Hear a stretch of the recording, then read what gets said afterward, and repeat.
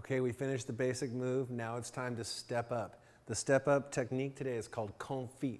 What that means is to cook very slowly, and traditionally it means in its own fat. Sounds gross, but if you've ever had duck confit, a beautiful duck leg cooked very slowly in its own beautiful duck fat, it's a flavor you'll never forget. We're gonna do chicken. Any bird works, any meat works. You can slow cook this way, any kind of meat. But this is pretty traditional. Again, we're gonna just smash the garlic because we're gonna chop it up. Confit is traditionally done with meat that's cured. All that means is marinated and with a little bit of sugar and salt in the marinade. That pulls some of the natural juices out of the bird and puts some special seasonings and flavors into the bird.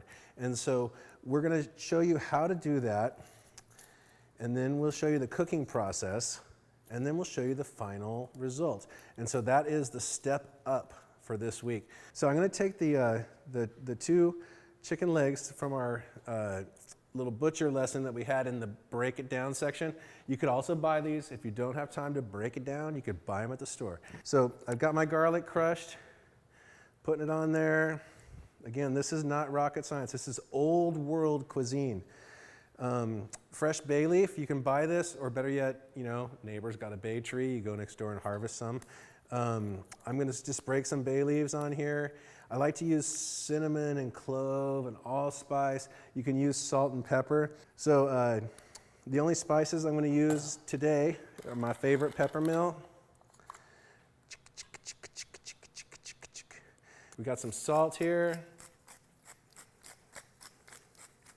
I'm going to use olive oil because I don't have a big bowl of chicken fat. You can use any fat or anything that you want to use.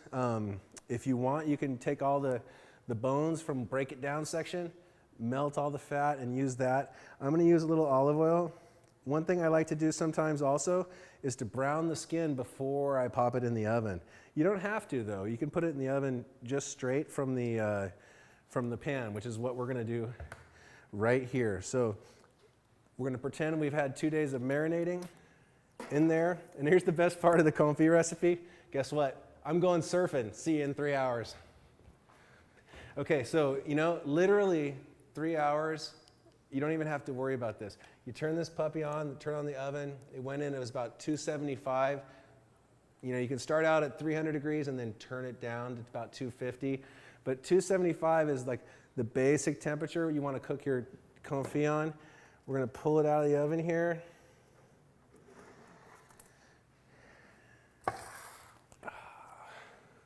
And the best part of confit is the smells. It's like garlicky, the spices, the slow cooked goodness. It's really, really a beautiful aroma.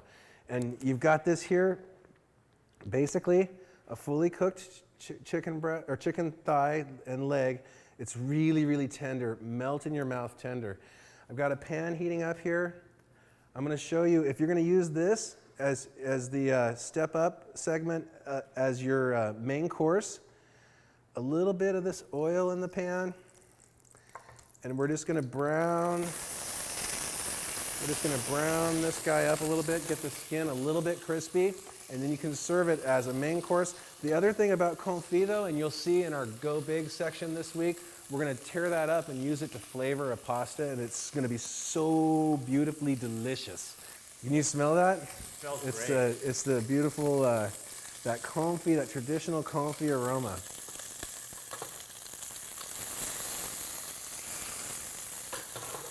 Excellent. Okay, we've got that skin, the beautiful skin. You can see that crispiness I was talking about there on the skin. And the chicken leg itself is going to be really tender. But if you do this slow cook technique, you're gone, you're out surfing for a little while, you come back, you put this on the plate, a little green salad, and you're ready to go. It's a whole meal in itself. Or when you come back for the Go Big segment, we'll show you a way to take apart this chicken leg, tear it up, and make some of the most beautiful tasting pasta you've ever made.